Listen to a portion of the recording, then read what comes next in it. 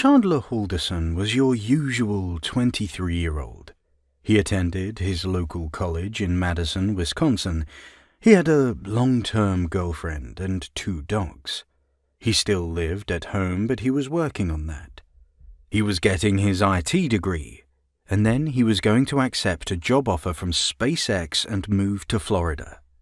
In the meantime, he was going to keep working remotely for an insurance company. Or was he? This is the question that Halderson's parents, Krista and Bart, kept asking themselves. When was he actually attending college? His father worked from home some days, and he didn't believe that his son was actually attending at all. And why was Chandler always broke if he had that swanky insurance job? Could his workplace's payroll software really not have been fixed for months on end? And how exactly would he have gotten that SpaceX job? Chandler didn't even hold a degree and didn't have any work experience either. Where did the truth lie? Chandler's parents would find out the hard way. At the Decoder, we create detailed, analytical videos presenting you the truth from all angles. Your support is what keeps us going, so make sure you hit the like and subscribe buttons. On the 29th of June 2021, Bart Halderson made a call to Madison College, where his son was supposedly enrolled. On the other end of the phone was a very confused administrative worker. Bart, who had introduced himself as his son, Chandler, was asking for his graduate diploma. But not only did Chandler never finish college, he had a $2,000 debt to the college and had not been enrolled in any classes since a year prior. Bart set up an in-person meeting with the college and his son, which was going to address some of Chandler's many lies to his parents. Halderson had been proving his attendance to his parents by showing them emails between himself and a couple of college employees. However, neither of them was real. Halderson went as far as buying and using burner phones which corresponded with the email addresses he created. But Bart never showed up to the 1st of July meeting, and neither did Chandler. Some of Halderson's neighbors reported a bright flash which had come from the Haldersons' home on the afternoon of July 1st. Inside the home, this bright flash was followed by the sound of a broken glass chimney and the thud of Bart's body hitting the floor. His last text to his son was, "Ready when you are," at 2:15 p.m., after which Bart's health app stopped recording data and his phone was turned off. Only a few minutes later, Krista, Chandler's mum, receives a string of texts saying, "Dad's phone died. Text or call and get soda on your way home." Krista arrived home around 3 hours after Halderson's murder of his father. Her manner of death is still unknown.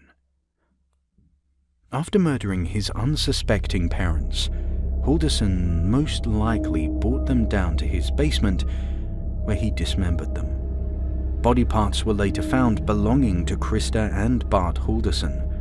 Bart's torso, missing its head, arms or legs, but still dressed, and Krista's entire right leg and left foot. Later on the same day, Halderson's neighbors remember noticing the strong smell of burning wood, which soon turned into a smell they described was alike to barbecuing a large pork. A beaming light could be seen inside the Halderson home. The fireplace was on. In fact, the fire was larger and brighter than usual, particularly at around 3 a.m., considering Chandler was attempting to burn his parents' remains. A total of 230 bone fragments have since been retrieved from the fireplace's ash trap. Halderson was interrogated on the 8th of July and arrested straight after his interview, on account of sharing misinformation about a missing person. Today we present you a detailed analysis of Halderson's interrogation and of his guilty conscience.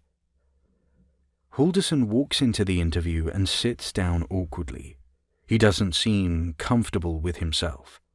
Like an overgrown child still wearing his high school swim team hoodie from 2013, Halderson awaits the officers. Halderson's anxiety can be felt through the screen as he walks into the interrogation room where he is briefly left by himself. He runs his sweaty palms down his jeans and leans forward, in a position which denotes rigidity. As time passes, Halderson eases into his chair. He starts looking around, exploring his surroundings more. He stretches out his legs. He had been tensing them, maybe even subconsciously. The more he is left by himself, the more restless Halderson becomes. His legs are itching. He needs to keep changing positions on the chair, and his breathing speeds up. He had been left alone with his thoughts, and his thoughts are dominated by feelings of anxiety. Halderson gets up and puts his ear against the wall, listening to see if he is being spoken about. Do they know he is guilty? Could they know? As soon as he hears movement from outside the room, Halderson moves his head away from the wall, but places it back shortly. Halderson looks around the room as he realizes that his eavesdropping had probably been recorded. But where are those cameras? He looks around and counts them. His behavior is becoming increasingly suspicious to any officers that might be watching. Halderson is instructed to switch chairs so that he is facing the camera. As he sits down and asks the officers, "What's going on?" we can immediately notice anxiety in the tone of his voice. He does not make eye contact as he asks this, instead looking down. Halderson is wide-eyed and his position on the chair is constrained, indicating that he is receiving adrenaline. As Chandler is told what the interview will be on, he furrows his brows. He is worried. He gesticulates widely, interrogating the officers' reasons and wondering just how much do they know. So yesterday, July 7th, I came to your house where you live with your parents, Bart and Krista Halderson. And the reason I was there is you had gone to the Windsor Police Department and reported them missing, right? Yes. Okay. So you reported your parents missing. We got some information from you yesterday. We've been following leads last night, working today to, go through different things, just trying to locate them, right? So I guess if you want to start with, let's just go back to last Wednesday. Wednesday. I was with my dad. What time Wednesday? I remember it. It was kind of a bad day. Okay. Why was it a bad day? Well, my mom had work, so she was gone. My dad and I were watching something over lunch. It was the Wheel of Fortune, and we normally have the couch, like with our back facing the table we sat at the end of you coming. Downstairs or upstairs? Downstairs. Okay. Yeah, that room with the TV. I tossed the ball, and I smashed the glass. Okay. With the dog's help. Set my dad off. As Halderson is discussing what had happened the previous Wednesday, what stands out is that his speech is slow and he is taking calculated breaks between his sentences, almost as if he were retracing a memorized text. We tried to clean it up. Okay. I don't know about him, but I got injured. But he was mad. He didn't really talk to me too much that day. My mom got home at 5, I believe. That's her normal, 5:20 to 5:30. What time does she work, 7:30 is when she leaves. I don't know her hours, but I know when she leaves Okay. is 7:30. And then all the way up till 5, and she comes home 5:20, 5:30. Did she come home about 5:20, 5:30 that day? I believe so, yeah. Okay. So you were tossing a ball. What type of ball was it? It's this gross, hairy tennis ball that Rizzo loves. All right. Just like a green tennis ball, like a normal. Yeah. Normal. Okay. With the squeaker, not like a tennis racquetball, but they don't chew dogs. My dog chews those out of any tennis ball. They just chew the squeakers out and then they don't play with them anymore. All right, so you're just tossing that around, broke the fireplace glass. You said you were injured. What type of injury? I got a pretty deep hole in my foot. Last night Mary looked at it and she said the reason it keeps bleeding is because there's glass in it. Oh, so, that's you showed us your toe. Yeah, I showed the detective Lee. Yeah. Okay. Yeah, so Wednesday, back to Wednesday. Yeah. Once I got all the glass out of the dog's hair, she didn't sustain any injuries. Good. Nothing even on her nose. She got it with her shoulder bone, I believe. And the rest, he didn't really talk to me. I went back to doing like a job search, kind of just shitting my day away. Just games, YouTube maybe. That's when I came across one of the jobs I liked.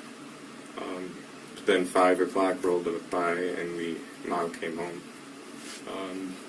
Dinner. What did you guys have Wednesday night? I couldn't tell you. Okay. Who made it? I think it was probably just stuff from the fridge. Okay. I think we all did our own thing again. Sure.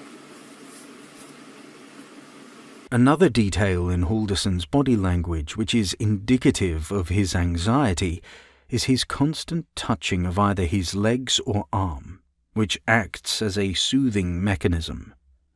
Halderson is also avoiding eye contact for the large majority of the interview, indicating dishonesty. By the way, a detective at my house said something's happened, and while we were leaving, people were going inside. Is there a warrant for my house? Should there be? No, I'm just wondering if... Okay. Halderson abruptly changes the subject of the questioning, this time shifting his tone to an assertive one, and looking the detective in the eye. This behavioral switch is sensed by the detective, and when challenged, Halderson returns to his previous attitude. The instability of Halderson's behavior suggests that he has a hidden motive behind his question. Can they go in? As far as I know, they were at your house and they were going to be there talking to you to ask if you would come up here and talk to us. But Officer Haley just walked pretty much in to the gate, the gate on the outside. She just kind of walked in. I was wondering. Was that when you were getting your wallet? No, we were. I was in the car waiting to leave. I was just wondering if everything's okay because she said something's happened. Okay. And we need to go down. All right. I'll find out what that's about. Well, has anything bad happened? No. Not sure. All right. So Wednesday night, Mom comes home. Dad was angry. Was he yelling or what was? How would you describe Dad being angry? It was he would yell if you said something to him, I guess. If you talk to him, if you give him his space, he'll be okay. So Wednesday night. Wednesday, if you just give him his space. That's all we did. Just give him his space. He wouldn't yell or do anything. Okay. That's all we had to do. Ma and I went to clean, do some laundry, make our beds, stuff like that. We had an early night. No TV that night. Gotcha. What time did your parents go to bed Wednesday night, do you think? I was in bed at 8. You were? Yeah. Okay. As Halderson proceeds with the events of the following day, we can notice yet another telltale sign of anxiety. He clenches his jaw. In fact, his entire stance at this point in the interview indicates a high level of unease. from his hugging his body to being slouched over in a tense position, with his head down. What time you think? 6 Okay. dogs. We talked about that yesterday. 6 a.m. is kind of your deal, right? 6 a.m. Yeah, that internal clock now. Yeah. I haven't used the thing in a while. Alright. 6. I don't often eat breakfast, so I kind of just stay in my room on my phone. Help my mom out getting ready in the morning. She left for work at 7:30. I got her whatever she had to do. I don't know, it was meaningless tasks, like just daily, like pillowcase changes and sheet changes, stuff like that, in the morning. Before work? Yeah, that's what we always do. Then she's gone. My dad starts the grill around 8:39 In the morning? to get the temperature right. Was he working from home that day, or? Yes. Okay. We ate the grill. Nothing really happened between that. We kind of either were outside with the dogs from the lighting of the grill, him going in taking a couple calls now and then, or emails or something. But we just kind of watched the grill and waited to get it set steady at the hamburgers for 350-ish. Okay. Then, we just kind of waited.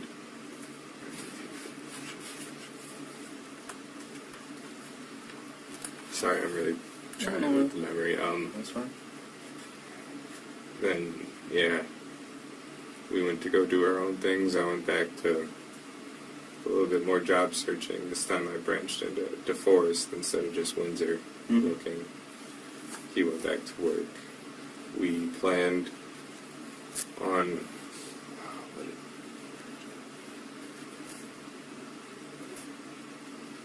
something went well.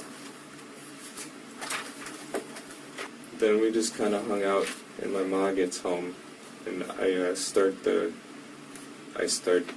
shrimp scampi for my dad, because that's what he wanted, but we didn't have shrimp, so I made shrimpless scampi.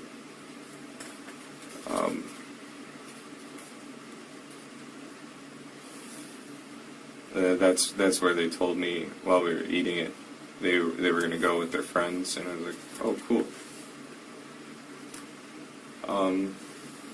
And they said they were going cabin. Yeah. Well, Okay. We were going up north. Up That's north how they with friends, referred to it. Who said that, Mom or Dad? Ma. Friday morning, I woke up. They had left with the stuff was all set out. They remembered the gas. Alright, so Friday during the day, I just played video games, kind of. Yeah. Then after work, I believe that was the day Kat came over. After whose work? Kat, she is After 5. her work. 5 is her work when she was off. I believe she came over. She, I believe she stayed with me on that couch that night. So she spent the night over. Yeah. What'd you do before you Wait, went to bed? that was Friday night. That might have been my own night. I might be wrong. I'm wrong. Okay. I think I spent that night alone. I just kind of gamed online with some of my friends. Oh, I said Saturday night. I'm so sorry, guys. Yeah, no worries, man. Then we get to Sunday. It's the 4th. The morning, I'm a little worried about my family. I think I called my mom. Oh, throughout I've called, I don't know the times though. Throughout the weekend, I mean. But I called my mom, I believe, in the morning or along those lines, and I get a text from her. It was a text message. It wasn't even an iMessage, so I assumed. She said White Lake today, so she sent it that day. I couldn't figure out where she was. Because it was a text, there was no iMessage, so I kind of just like left it at that. They're safe, they're alive. We went to my house and back to Cressa's. We were late. Okay. For dinner. What were you guys driving? Were you in your Cat's red Subaru. Okay. Was she driving or you? She Okay. drives that. Cat's her car. Red Subaru, you said? Yeah, it's at my house right now. Oh, okay. And you rode with her. Yes. Where'd you guys go for a swim?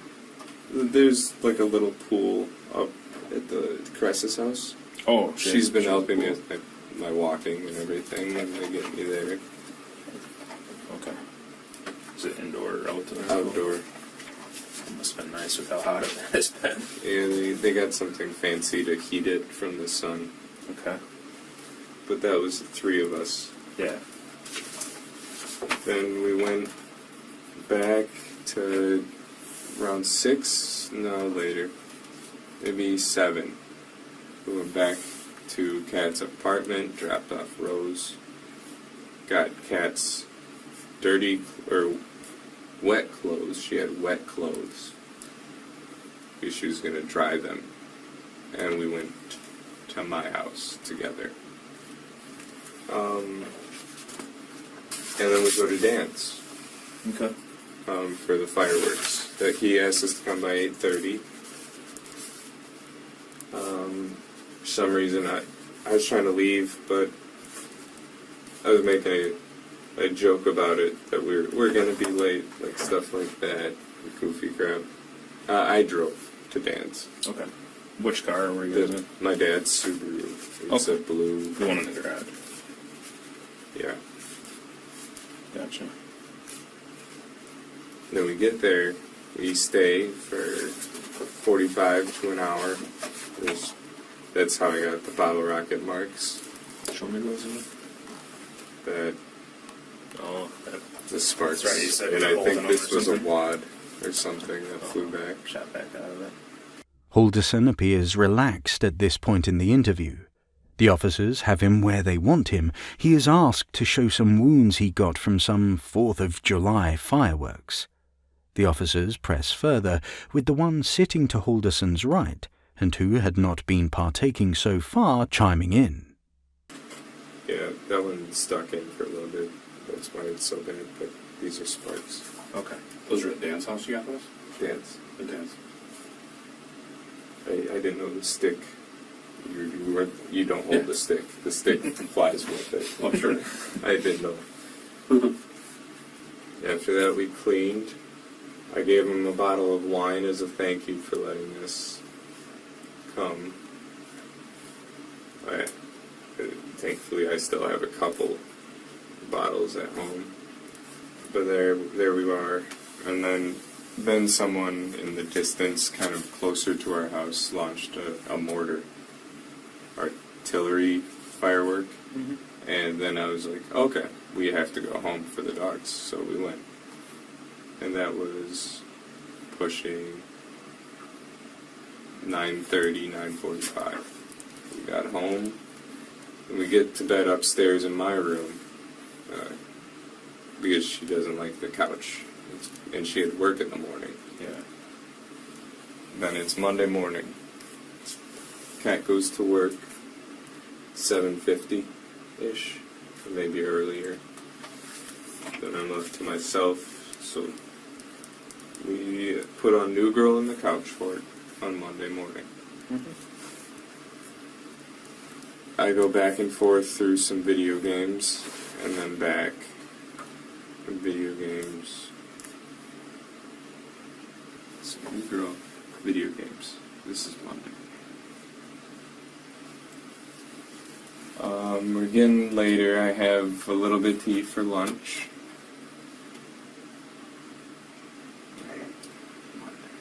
I Well, at the end of the day on Monday, I did go for the afternoon. I did go to the farm to talk to Cress and Kat's mom. I told them what's happening with my health. I think Kat's mom is alright with me. I don't know, she wants me to move into the east side Kat's house. Okay. And start paying rent as an apartment because she doesn't like to live at home. Does Kat live with their mom, or? Kat has an apartment Okay. somewhere. So I'm there talking to their mom and Chris.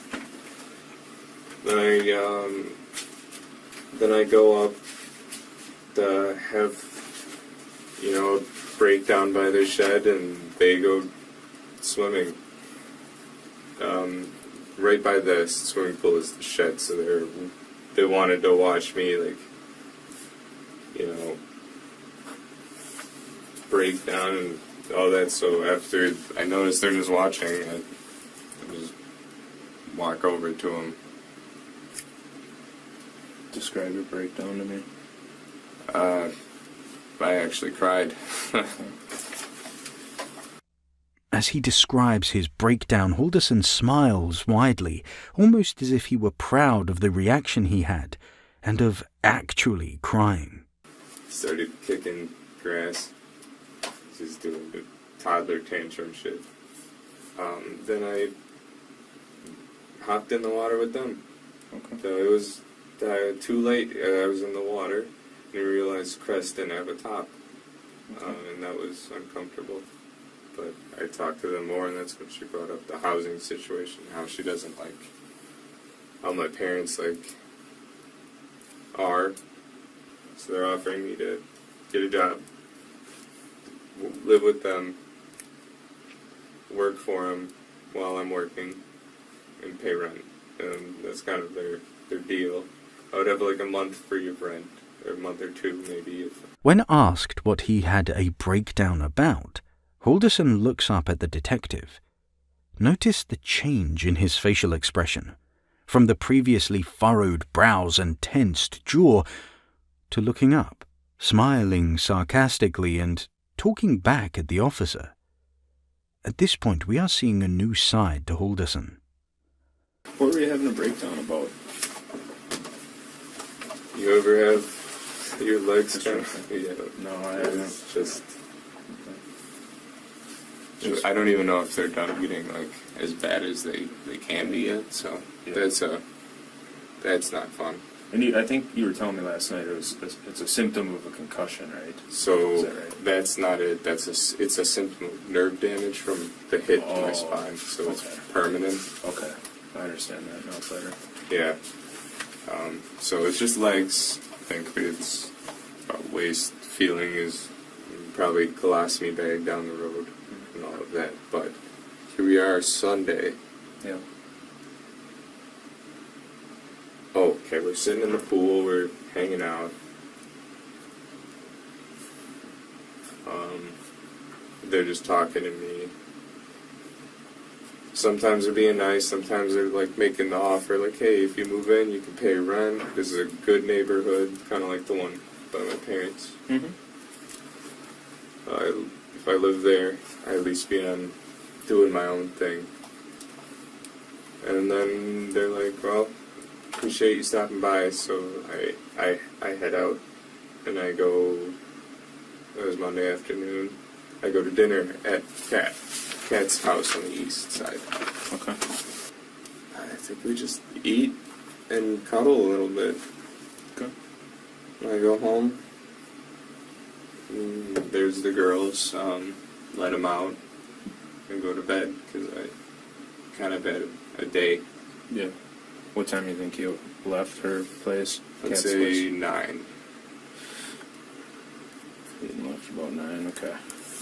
Tuesday morning. It was just...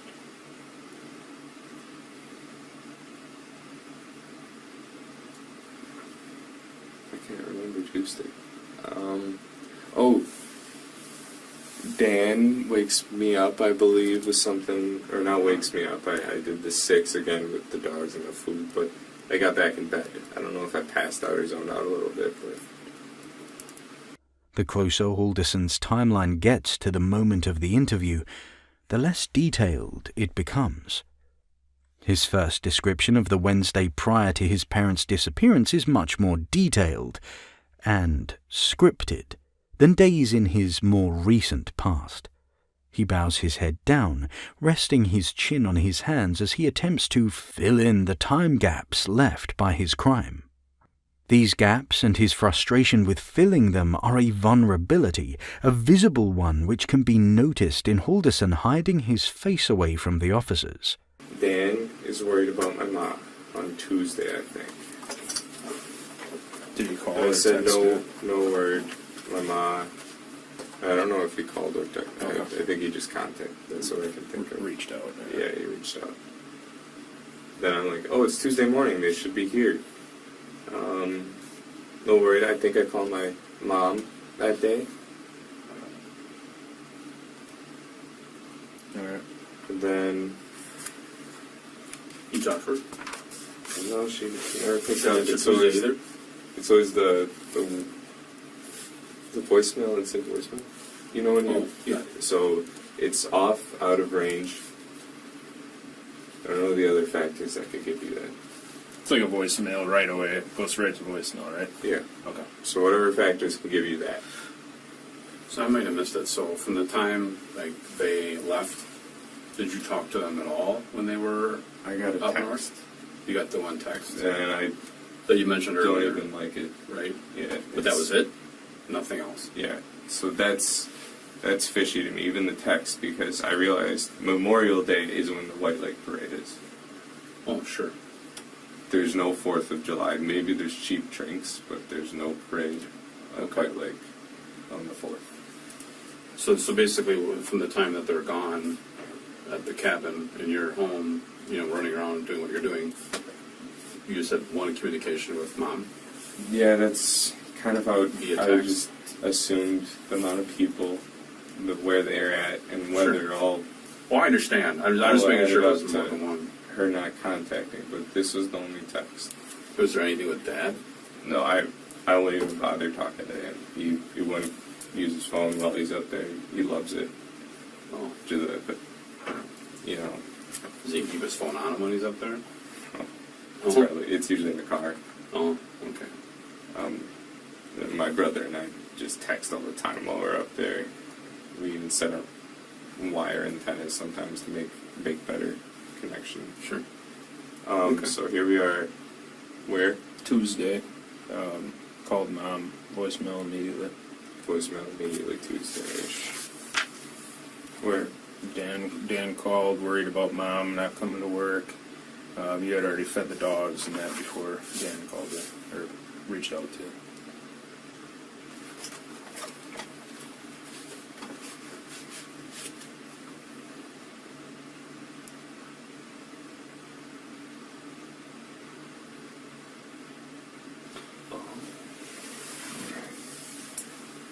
So Tuesday. I'm doing this kind of thing. I got a coffee at a Quick Trip one day. Well, I think that could have been Tuesday morning.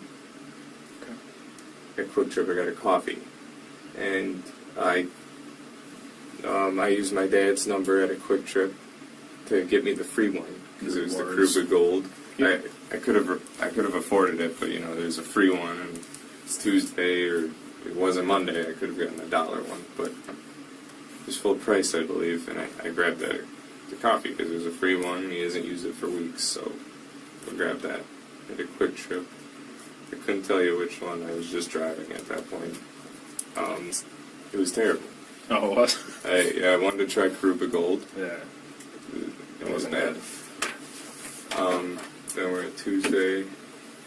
Cat's working up, and I'm gaming, job hunt, and then I started trying to get the glass. 'Cause I've been a little lazy on the glass. I just kind of had chairs in front of it. I had broom and you know, a little sweeper holder, you know, you broom it into that. Dustpan. Yeah. Tossing the glass into recycling. And just, my blood was kind of on the floor, so I got the Swiffer I borrowed from Kat, from the foot. I borrowed a Swiffer to mop.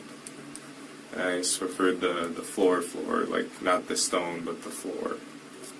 And then I got a little bit in the kitchen, and then everywhere kind of I walked, pretty much.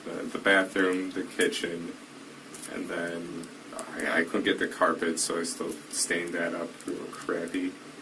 Where was there carpet at? The stairs between basement and kitchen. Carpet. Oh, that's right. Carpet stairs. I tried. I can't get it out. As Halderson goes back to talking about an event he had likely scripted, in this case the reason for the bloodstains on his floor, we notice his more relaxed persona return. The contrast between his speech now and his complete silence only minutes before is stark, to say the least. Then all the way up to the laundry room where I found my first aid kit. I just tried to stop all the bleeding, but it wouldn't stop. So And that blood was all coming from your left foot. yeah, left foot hole. Left foot hole. Yeah. I mean, are we talking massive amounts of blood, or are we talking, a little bit, like describe? It started as drops until I got to the bathroom. And then I got back to go grab my sock and some of the paper towel. And then I see the glasses in there, so I grab the tweezers and I pull it out. And then it starts squirting out. And I got some, a little bit of the rock. It wasn't that bad of the rock. But I think the worst was that floor. That, like, it kind of like, like this lid puddles. Mm-hmm. It wasn't good. Are we talking the floor down in the basement? Well, that one, and then I go upstairs to the kitchen, and it's still going, and I'm trying to get my foot in the sink just to slow it down and pinch it, maybe. And then I waddle upstairs to the IFAC, or the first aid kit. And once I got it kind of bundled up, it stopped for what I know. Then I need to get some tape. We have a tape box in the basement. I go there and I opened it up again. I bled a little bit more, but the basement was easy to clean. That's just cement. Just a little bit of wire, and I rigged that up. But then I grabbed the tape box and I wrapped it. After that's Tuesday. Yep. Where are we? Wednesday morning, Jane sends you a picture of the cabin. Then I go to the police station because I ask her, when should I make a thing? I'm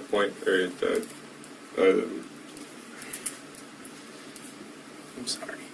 No worries, man. What? Wednesday morning, you said you went to the police department. Yeah, to make a.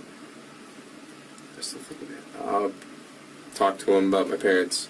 And then that night, what night are we on? Wednesday. Wednesday night. I go to Dan and Mary's. Wednesday night. Wednesday night. What time do you think? They feed me. I had probably 7:30. So you said you went to the police department to talk about your parents. Just tell me, what exactly did you talk about your parents with the deputies about? Oh, we're making a report. That I thought I had to do that at a station. Okay. And you were reporting, like, what were you reporting exactly? I just want to write down and have it on there. They're missing this. Okay. Missing. Okay. All right.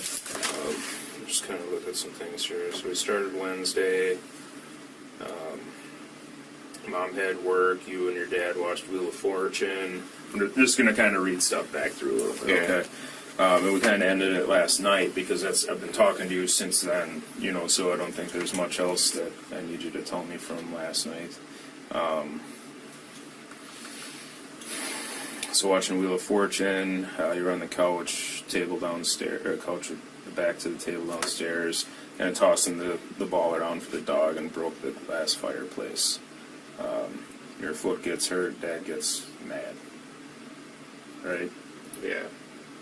Mom left for work in the morning, comes home later on. Dog was fine, not injured at all. Was it the dog or the ball that crashed into the glass? Both. The ball bounced it, but the dog hit it with the shoulder. Okay. That's how it broke. The ball wouldn't have done it. Yeah, probably not. Okay. All right. Playing games, watching YouTube, job search. I'm just gonna, instead of reading out loud, just make sure I don't have any questions. You guys typically make your beds every day? Looked like they were made yesterday when I was there. Yes. Okay. We usually use sheets every few days in beds. As far as the blood on your foot,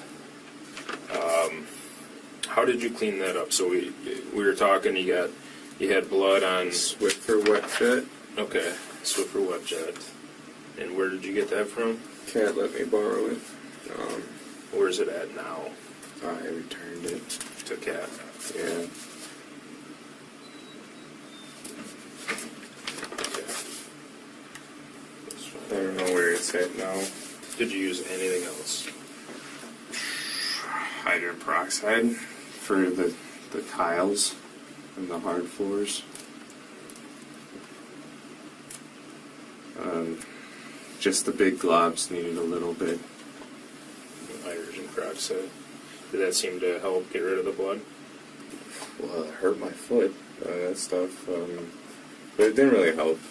Okay. It kind of just made a mess. And when you say only on tiles, I'm trying to remember your house. I couldn't do carpet with it. It would Yeah. ruin the carpet, right? It would. I think so. Tiles, are we talking kitchen? Because downstairs Yeah. is just like cement. Well, when I had some blood on the basement, I used the peroxide. Okay. Basement floor and tiles in the kitchen? Yeah. Okay. Yeah, I peroxided. It wasn't as much. Like, there were, like, this size pools in the kitchen. Okay. I was pinching it pretty dang hard, but which was also cutting deeper, because I had might still have another piece of glass. Is So- that the biggest pool that you saw? Was something? This was downstairs. Okay. This was kind of on the stone, close to the glass, and then there was one right at the base, kind of where the chairs I put. Like a good, 2-3 inch diameter. 3-inch diameter. Okay. More than that.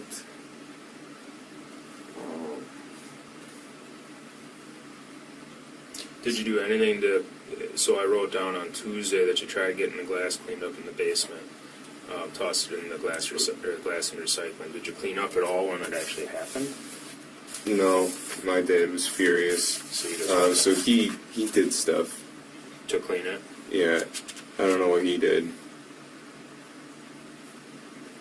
But he sent me to my room upstairs, and he did whatever he did, but it still was on the floor after he was done. Okay.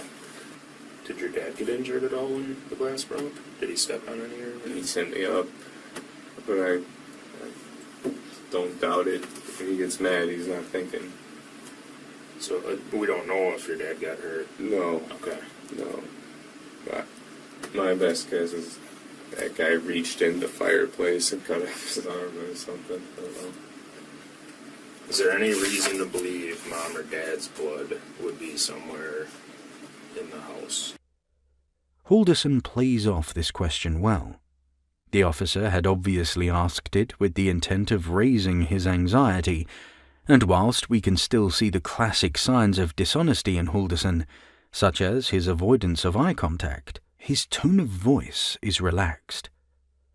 Halderson's attitude tells the officers that they have good rapport with him.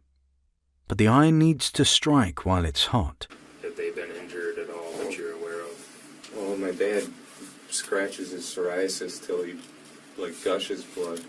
Okay. Gushing. Describe gushing to me. Enough to run down your leg, like cover your leg, I suppose. Like, he has it on his knee. So when he does this, it just, like, drips Nice. down. I ask him to stop, but he doesn't do it when he's stressed out. Yeah. He just kind of, like, it's his tick. Yeah. Probably itches. Does he, like, does it enough to get on the floor? Does it leave? Oh, yeah. Yeah, like how much, like, before we were talking the water bottle lid and the Yeti lid, is there, I mean, like, are we talking puddles like that, or just drippings, or? It could be enough. Okay. But I'm thinking Yeti lid if he's there and I don't catch him soon enough. Oh, jeez. My ma's blood, just from her bloody noses she gets sometimes when she wakes up. That's why we've been doing the humidifier and dehumidifiers. Yeah. Probably downstairs you get the... We have to do multiple of them, but she can't be in the living room too long because that's a dehumidifier. And Yep. if she does, her nose gets bad. Not like a regular one, she gets it bad. But she either goes to the kitchen to fix it, her vanity, or the bathroom. When she has bloody noses, are we talking it's just spraying around? Is it just dripping? Well, it's not squirting, but it's Just enough dripping, to and know she doesn't notice it. Okay. 'Cause she can't feel it anymore. Okay. Is there any reason to believe that in either one of their vehicles there would be any of their blood? Their vehicles? Yeah. Or anybody's vehicle, let's say that. Maybe car trash. Mom's car trash would definitely, the past few days. My dad's car trash. Why would they have blood in their car trashes? Well, my mom does the bloody noses with the air conditioning, so Oh, okay. when we have air conditioning, my mom will have to use bring towels and stuff, Yeah. because in the hot days you can't have your windows open, you won't drive well. Yeah. So air conditioning, my mom will have nosebleeds. My dad hasn't had them as much as she does, but he gets them. Okay. His are worse than my mom's. Does she ever get them in the house then, or? Mostly just with air conditioning, but Okay. sometimes with a dehumidifier. Okay. Me personally, just in air conditioning. Mm-hmm. I get them, but not as bad as my parents. It's not bad. Okay. Alright. As far as up at the cabin, when do you think the last time you were up there? Personally, last year, Last year. Memorial Day, I believe. If it wasn't the weekend before Memorial. I didn't make the parade. I never got to go last year. When do you think the last time your mom or dad were at the cabin before? My dad went when my brother was diagnosed with diabetes. When was that? The weekend before my concussion, so 1, 2, 3. Well, not including this week. 3, 4. Yeah, 4. Did Mitch go up there with him? When he No, went? my mom and I were kind of with Mitch all that weekend Okay, doing stuff. Dad just went alone. Yep. And then later that week, I had my fall, and I've just started getting my memory back. Okay. So, Where did has mom been up there this year at all? Mom has not been up there this year. Maybe they were up there before. No, I think Dad did it all himself. Maybe. I think this is first. And Mitch hasn't been in the cabin in a while, right? Today? Oh, well, other than today. Yeah, I couldn't say he's been there. He didn't go last year. Okay. Does he kind of do his own thing, or? Mitch hasn't lived with us, or, like, he's got a family now, a dog, a girlfriend, no kids, but Cool. It's kind of, opposite. You know how it is with brothers. Yeah. He flew the coop. Got a few of them myself. Yeah. All right. I've started thinking about that myself, and my parents are trying to figure that out with me. Mm-hmm. The other officer intervenes, an unfamiliar voice to Halderson. This combined with the officer's accusatory remarks send Halderson into a panic. His head turns from one officer to the other as he starts realizing their play on him, and his anxious facial expression, complete with sweaty palms, has returned. Okay. So we have like 20 pages of writing. We're going to start with a clean white piece of paper for you to start telling the truth. Okay. What? Because listen to me. This is the only chance you're going to have to tell us the truth. Okay. Okay. What we listen. I can't tell you what we know, but we know you're not telling us the truth. We know your parents are no longer with us. Okay, and we know the reason why. Okay, you need to tell the truth. Listen. As the second officer approaches Halderson, whose guilty head lies low like a terrified child's, we ought to notice his lack of reaction to the officers revealing that they know of his parents' deaths. Halderson's breath quickens, and his head is now fogged by panic. The perfect mix for the officers to keep mounting the pressure onto him and hopefully squeeze out a confession. You need to tell the truth about what happened, and just tell us why it happened. Okay? If something happened, if you were defending yourself, or if you just got fed up with stuff, you need to tell us the truth. Okay? This is your chance to tell us why. Okay? I'm not BSing you. Okay? So can we do that? Okay. They're okay. Lawyer. Halderson turns his head away from the second officer, pointing it towards the one he had built rapport with, and shortly realizing that neither are actually on his team. I'm sorry. Say it again, Chandler. Lawyer. Okay. Because they're... You want a lawyer? Yeah. Okay. Okay. Okay. Yeah.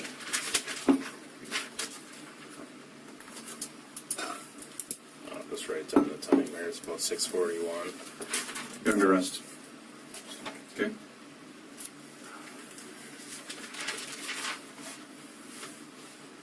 Halderson's expression denotes a feeling of betrayal. He asks the officer to his left. Okay. What happened?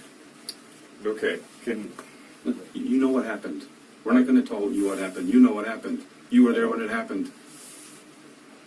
Once again, his personas have switched. A minute before this interaction, when Halderson was just being told he is under arrest, his attitude and body language were markedly different. He covers his head as the officer answers, before immediately letting go, realizing that his movements could be interpreted as fearful or anxious. We're not BSing you, okay? I wasn't there when it happened. We know more than you think we know. I understand. Okay. There's people that have told us things. We have evidence. We have proof that more has happened. Okay. So your parents never made it to the cabin, and I think you know that. On July 2nd, after Krista didn't come in to work, a couple of her co-workers stopped by the Halderson home to check in on her. They were greeted by Chandler, who had a bandage on his left foot, which he had cut on glass from the fireplace. His cut, Chandler said, was the reason there was blood everywhere in the house. On July 4th, Halderson sent a text from his mother's phone to his own. His story was that his parents had been picked up for a 4th of July weekend by an unknown couple, and that they were going to be at their family's cabin. He reported them as missing to the police on the 7th of July. Police caught on to the fact that something was off when they read the text Halderson's mother had supposedly sent him, which mentioned that they would be staying at the cabin for longer as they were going to see the White Lake 4th of July parade. there was no parade held in White Lake on that day. On July 5th, Chandler was seen around a Forstead area by his girlfriend's mother. He had asked her if he could come around and use the pool.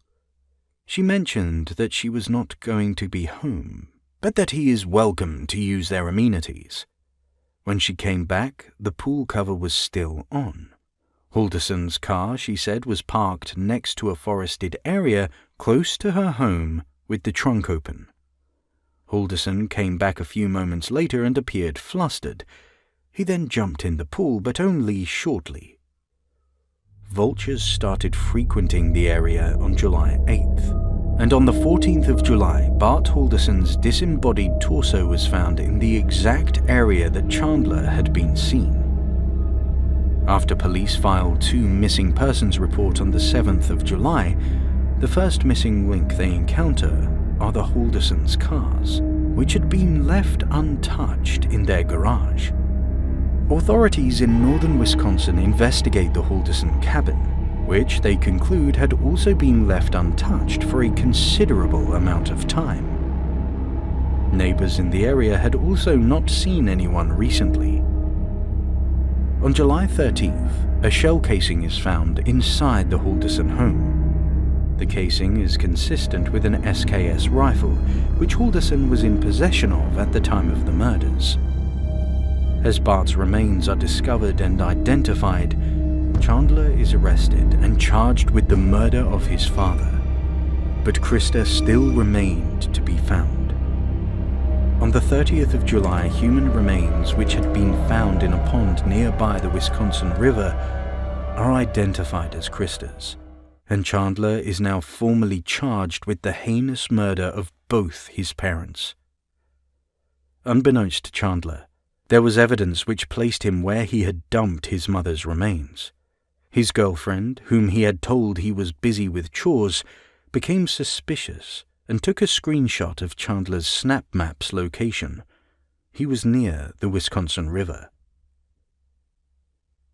After lying to the police for almost 2 hours and finally being charged with the murder of both his parents, Halderson's trial in March 2022 resulted in life sentencing without the possibility of parole. Halderson was found guilty on 2 counts of first-degree intentional homicide, mutilating a corpse, hiding a corpse, and providing false information about a missing person. What is left behind is a broken, devastated family home and the memories of what might have seemed like a normal family. No one knew, and no one could have known what a scrawny-looking, unambitious son like Chandler Halderson could be capable of. At the Decoder, we bring you high-quality analytical videos on the ins and outs of true crimes. Your support keeps us going, so make sure you push the like and subscribe buttons on your way out. And we will see you next time at the Decoder.